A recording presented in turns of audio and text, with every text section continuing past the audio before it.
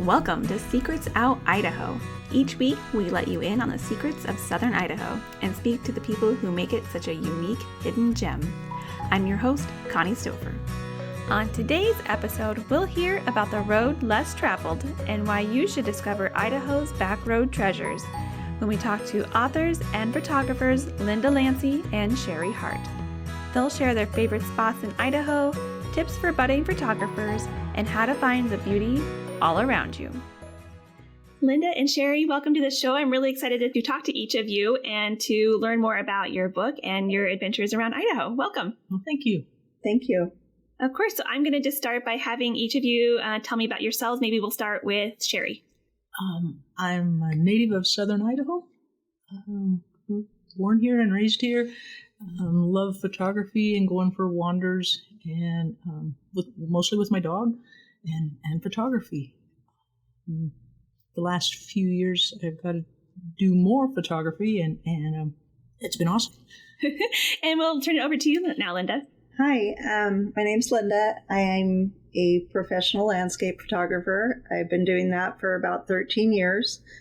I'm based in Coeur d'Alene. I was actually born here, but did spend a little time out of the state before coming back, and I just love Idaho.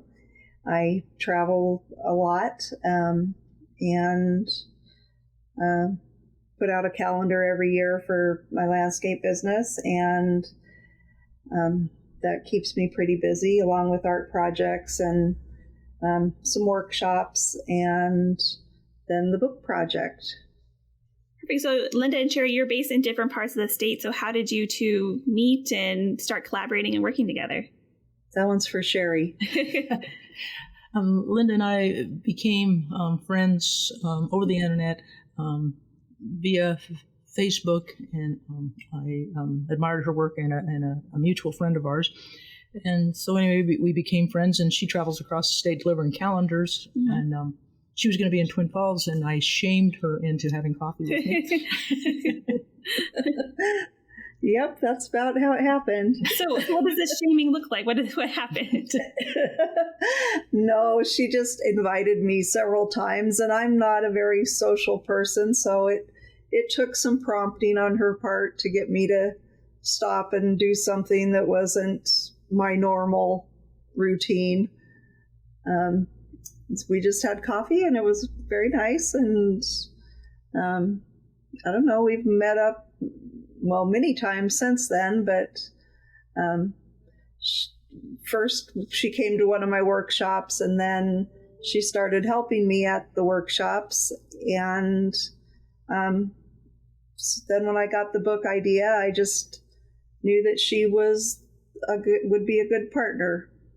So she had a knowledge of a part of the state that I had not spent a lot of time in. She's a very good photographer, and she just was a good book partner.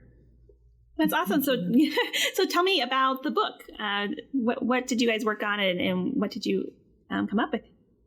This one's for you, Linda. It's a 288-page landscape format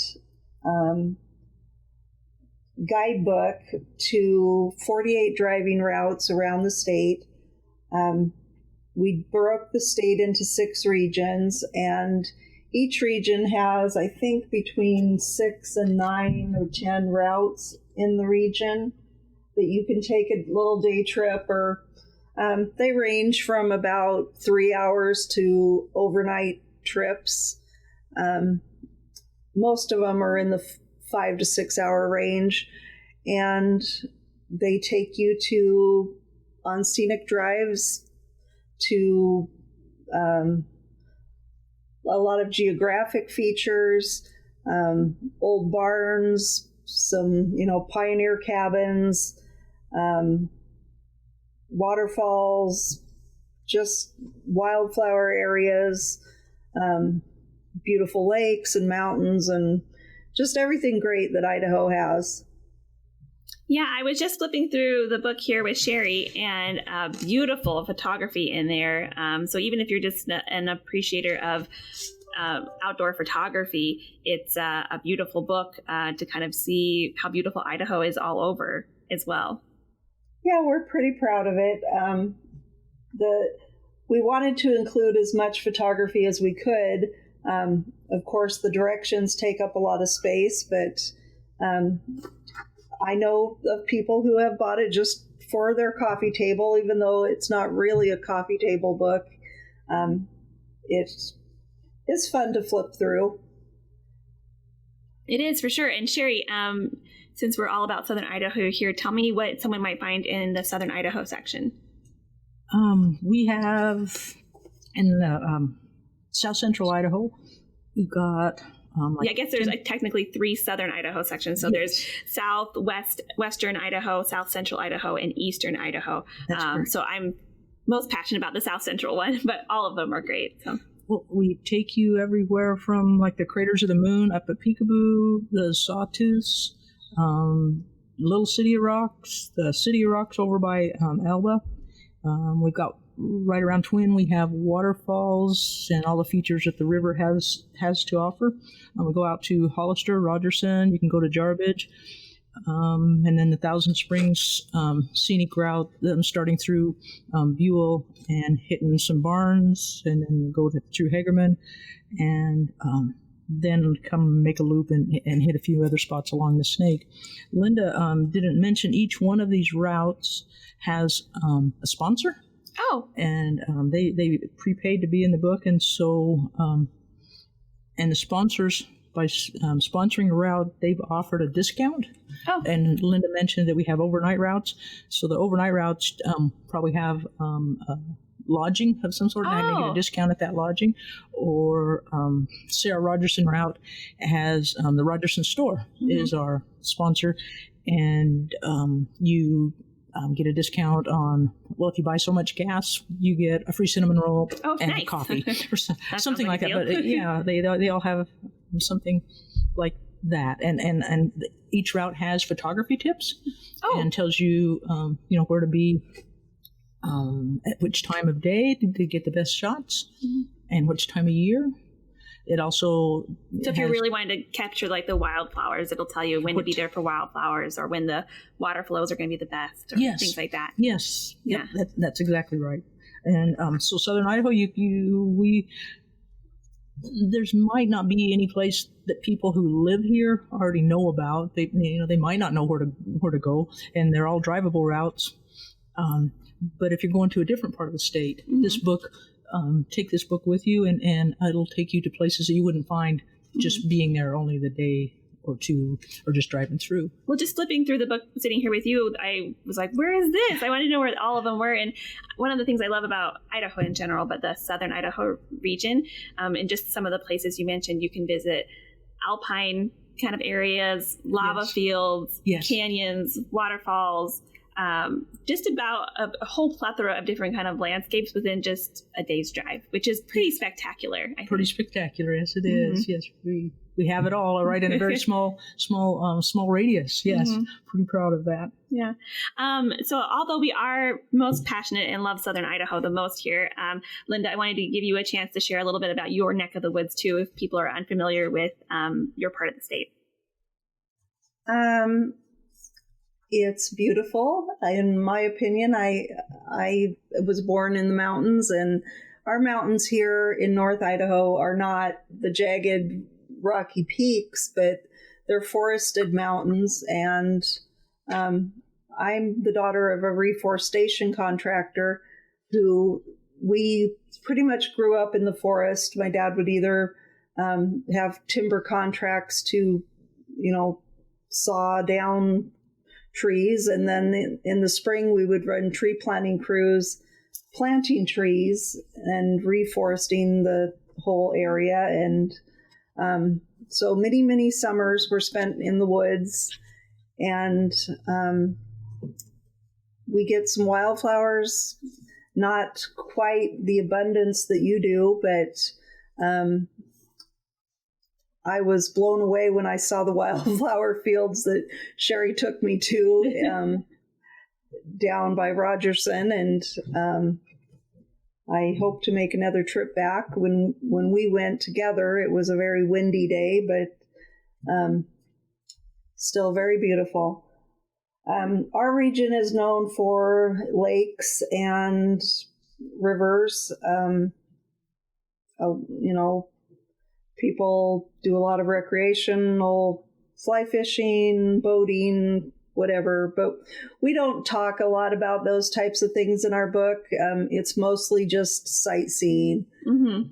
So I'm sure one could glean from the locations, some of the activities, whether that's fly fishing or just hiking and things like that. Yeah, we do cover short hikes in our book.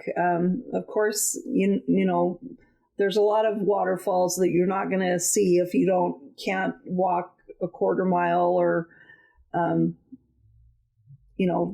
little hikes. Looking for, right? We tried to we left out things that were more than maybe 2 miles, is probably the max for a hike in the book. Mm-hmm. But there's, just a lot of great things to see. One of my favorite routes in North Idaho is the route number 9, which it starts on the top of Moon Pass outside of Avery. In the summer, there's wildflowers that you look out over the valley of the St. Joe River drainage. And then so it's a great spot to watch sunrise. And then you proceed down along the North Fork of the St. Joe River over numerous railroad trestles, through tunnels, old train tunnels. It follows the route of the Hiawatha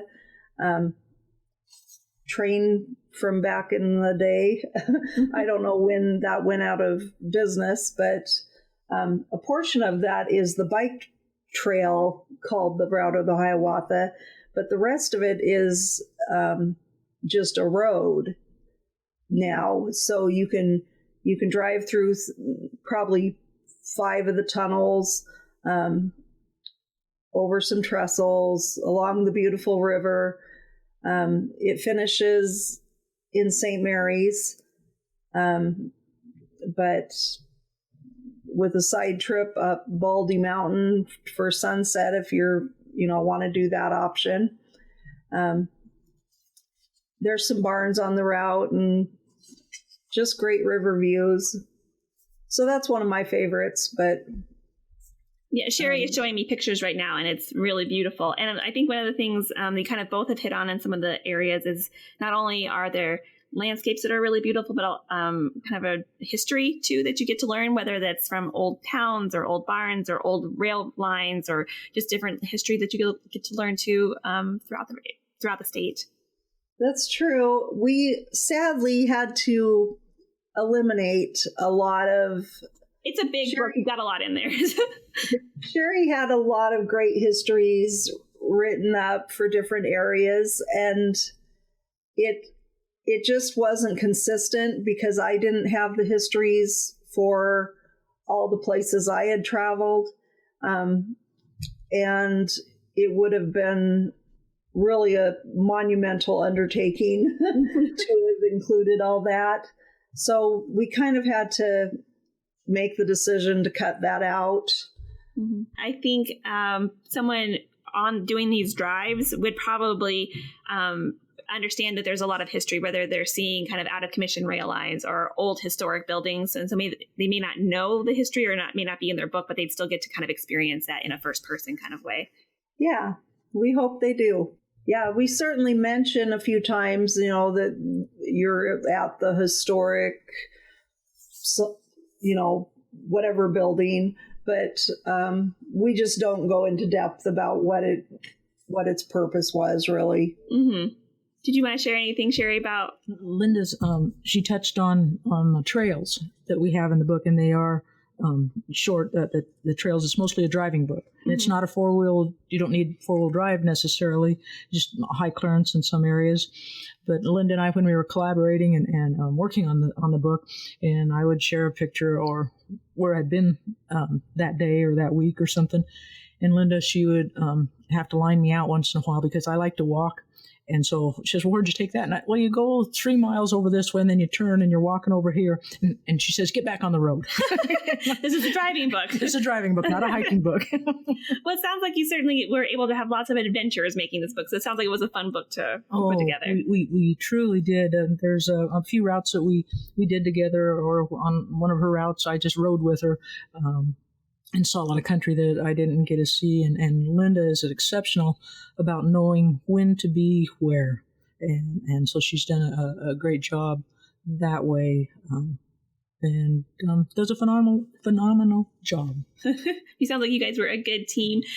Since you guys are both grew up in Idaho and now have written a book about Idaho, I'm kind of interested to hear kind of your thoughts on what changes you've seen over the state, or just things that you discovered after having lived here your whole lives that you didn't learn until you started writing this book. I'm sure there were things that, like Linda mentioned, that she didn't realize how many beautiful wildflowers we had down here in Southern Idaho. And I'm sure there are similar things that you discovered, Jerry. Yes, different areas that I had no idea. And Linda would take me up this road. You got to watch her. She sees a side road. She's going to go see what's at the end of that road. But natural explorers. Yeah, she's great. And so saw a lot of old structures that didn't know they were there. Some of the barns, especially ones Linda has taken, a few of them have already they're already gone. Oh, so they're in the book, and we can't take them out, but they're already gone. Oh, wow! And so capturing the history has been wonderful. Mm-hmm. And due to the research, you do find things out about areas. At Salmon Dam, I didn't know all the history on that, and still don't. And was fortunate enough to catch a few years ago when they spilled water for only the second time in 100 and some years of the dam's history. Oh, wow! And that was partly due to working on the book and going and trying to find interesting areas to get people to. Mm-hmm. But Linda probably has similar experiences. Well, I look forward to driving some of the routes that Sherry did because I, like probably most people, drove through on the interstate, the South Central region, and, just thought it was desert. And desert can be beautiful, certainly. It has certainly grown on me. It's not what I grew up with. So I just didn't see the beauty to start with. And I had no idea that there was so much to offer in that area. So, all the things that Sherry included in her routes are just very wonderful. And I look forward to getting to explore those spots. Well, it's just kind of, the hidden gems, of Idaho, right? So, yes. Things that, like Linda mentioned, if you just drove through on the interstate, you would miss so many of the yes. gems of Idaho without getting on these backcountry roads and sure. doing some exploring and digging a little deeper. Right? Yes. Like going over the road from Oakley, you get to explore all the historic buildings in Oakley and then drive over to Elba. In the summertime, it's fantastic drive, just gorgeous and easy and doable. You could do it in any vehicle in good weather. Mm-hmm. But it's amazing. You go from the small little settlement town up to the ski level area, and the vision that you have that you're just overlooking exceptionally beautiful area. And in the spring, it's got a lot of wildflowers. Beautiful. So I'm going to have each of you share. So if someone has never been to Idaho, they're going to come for the very first time, whether they've just moved here or they're coming out for vacation or they're thinking about moving here. If they've got time to do one drive, what's your pick, Sherry, for the one that they have to do? And they've got time for one drive? Mm-hmm. It's hard to beat if they don't have time to get out of the urban area. It's hard to beat, like from the Buell area, go through Hagerman and come back through and hit Niagara Springs Park, and then, of course, Shoshone Falls. Go to the other side of the canyon, the north side, and get some pictures of Pillar Falls. There's short walks. The roads go everywhere on the north side of the bridge, and if they can, drive up Rock Creek Canyon. Mm-hmm. And then if they have a little bit longer on Rock Creek Canyon, cut across the road there at Magic Mountain that brings you out at Rogerson. There's a hummingbird area. Oh, fun. And in the summertime, there's feeders hung up there, and people can, the birds will land on your hand. Oh, wow. And have benches, and so it's a wonderful place to stop. And then you end up at Rogerson and the main road, and if you have more time, go to Salmon Dam. Yeah. And just keep on going to Nevada if you want. Or come back to Idaho, right? The Nevada will send you back to here. Linda, what's your top pick if someone's coming to Idaho for the first time and they've only got time to do one scenic drive? Well, it would probably depend on the season for me, but I like Eastern Idaho for the fall. The route number 27, which takes you from the St. Anthony Sand Dunes up around the Mesa Falls Loop and out to Cave Falls, and it's got some great stuff on it year round, but it's not probably doable if there's a lot of snow, but parts of it would be. But anything down around Palisades Reservoir or the Teton Valley is all very beautiful in the autumn. Sherry did bring up a good point there when she mentioned Nevada. The book is an Idaho book.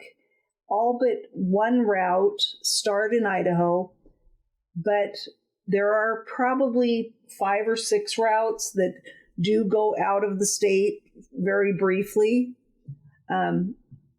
There's things that we just didn't feel we could leave out when we were so close. Like one of the Palouse routes, if you're familiar with the Palouse, the Steptoe Butte is like the premier location in the Palouse where you go to view all the rolling hills, and it's just a few miles into Washington, and we didn't feel like we could leave that out. So you do begin the route in Idaho and you finish the route in Idaho, but at some point during the day, we do take you to Steptoe Butte. Again, that happens in North Idaho, where we go into Montana for just a couple miles to see a waterfall. Near Driggs, we go up the Ski Hill Road, which puts you into Wyoming. Bear Lake has the option to drive around the lake, I believe, and which would put you in Utah. And so just little things like that. Down at Leslie Gulch is in Oregon. That route starts at Homedale and finishes at Homedale, but during the course of the day, you do go out into Oregon because Leslie Gulch is pretty much only accessed from the Idaho side. So just, to be clear, we do...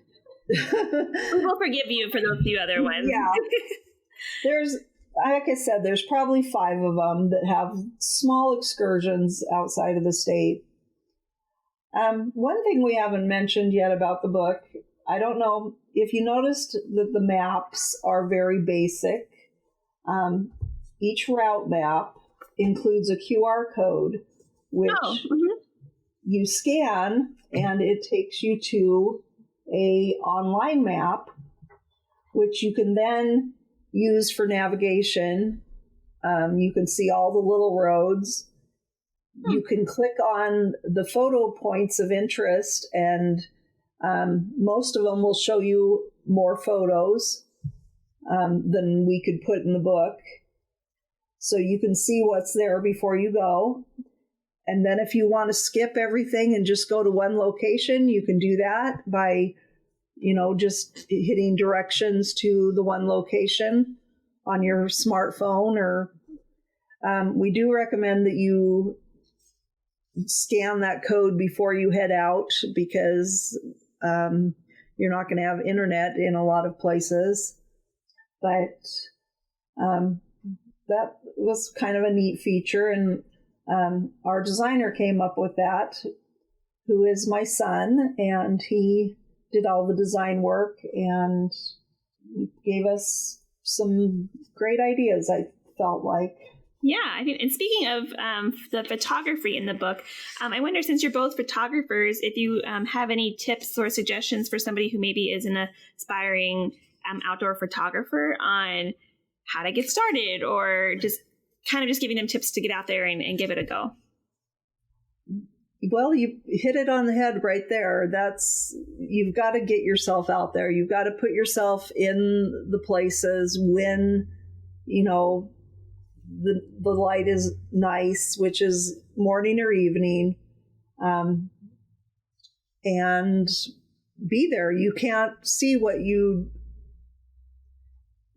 can't take a picture of a great scene if you don't put yourself out there. So other than that, they say that the best camera is the one in your hand, and it's not about getting a big fancy camera. It's about slowing down, taking the time to see what's around you. And even if it's just little things, leaves on the ground or icicles, you really need to slow down. For myself personally, I need quiet. I don't like to have people with me that are really talkative. I've got to have, I don't know, I need that solitude when I'm out shooting, and that's when I do my best work. So I would say 90% of the time I travel alone. Sherry's a good partner to have when I do go shoot with someone else, because we kind of get each other's style. She doesn't follow me around. We do our own thing and see totally different things. So that's the way I like it. As far as advice for, it's just practice. Yeah, I don't know. We've given little bits of advice in the book, but you kind of would need a basis in photography before you're going to understand certain filter recommendations or things like that, Mm-hmm. I would guess most people are probably comfortable shooting on manual or automatic, not on manual, but on automatic. So get it off of automatic and try the manual. Just play with the different settings. Maybe shoot a picture in automatic, see what the settings are, what the camera chose for you, and then set those on your camera through the manual part. And move them up and down a little bit, play with it, just play with it, yes. And like Linda says, just get out there and shoot and enjoy it. It's quite a passion, and it's very addictive. That is very true.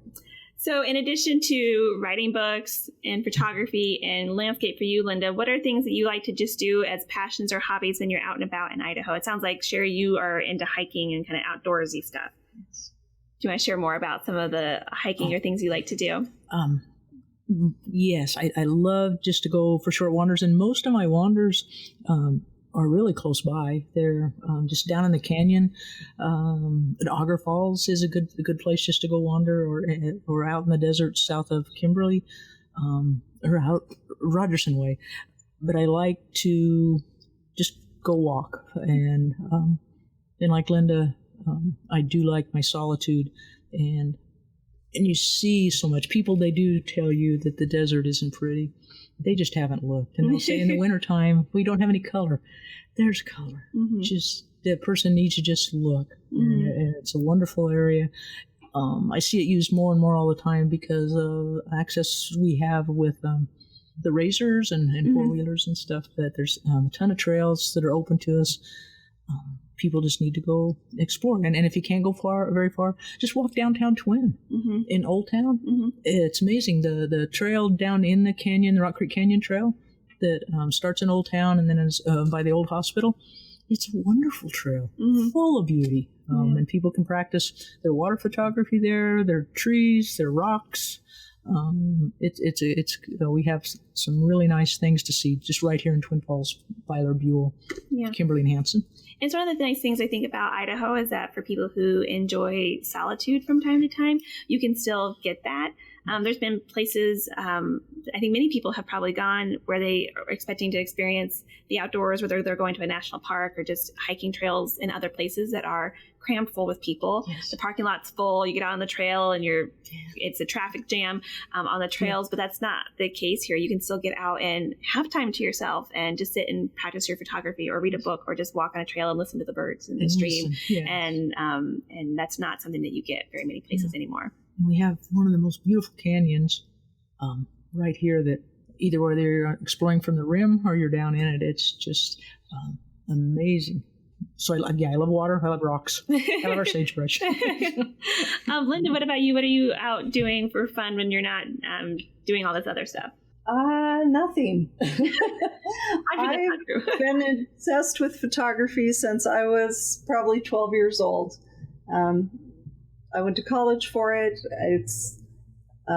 I did raise a couple boys and then kind of took a break for a few years, but photography is my work. It is my enjoyment also. I don't have a lot of other hobbies. Her hobby is thinking about the next business venture. She's an awesome business person. So also an entrepreneur. Yes, she is. But I have a new granddaughter, and so that is becoming very fascinating to me, I guess, enjoyable. Does she live in northern Idaho near you? No, she lives in Canada, but... You're not far from Canada, so... Well, they just moved a lot closer to the border, so we'll be seeing them more often. It's about 4 hours away still. So that's a new, exciting chapter in life. Yep. Another girl. She had boys, and so now she has another girl. Anything else that you guys think that people should know about Idaho that they've never been and they're going to come out and are thinking about coming out to Idaho? Well, they're only going to see potatoes in certain areas. That's not true. I think it's kind of funny that I still have not ever photographed a potato field until the light is perfect, and they can be beautiful, but until I see it at the right time, I've never photographed a potato field yet. Well, in our season, we interviewed a potato farmer, and he was telling us about the potato bloom, which I didn't realize was so beautiful. Beautiful. And when I was out on a trip with some people, and they had heard the episode, and they're look, there's the potato bloom, and I couldn't believe it. All these years living in Idaho that I hadn't noticed it, but yeah, it can be really beautiful. Yes, they are. Yeah. I think I saw it once too, and I was on a different assignment, and I could not stop and do what I would have liked to that day. But that's what made me know that someday I'm going to hit that just right and get myself a nice potato photo, because it was very beautiful. Well, we have a lot of potatoes in Southern Idaho, so you're welcome to come anytime. Linda lives where they don't have the furrow or sprinkler irrigation, and all of it's Mother Nature takes care of it. And so I don't think she's got to experience how beautiful it is to watch water go down a furrow or the sprinklers run and the light hits them and the rainbows and the prisms. Our farming area, you wouldn't think was photographic, but it's very pretty. It is. Hills, yes. It's not as grandiose as Palouse with their hills, but it's got its own beauty. Gotta love it. For sure. Sherry, anything that people should know about Idaho if they've never been here before and they're thinking about coming? Stop and get out of your car and walk through some sagebrush.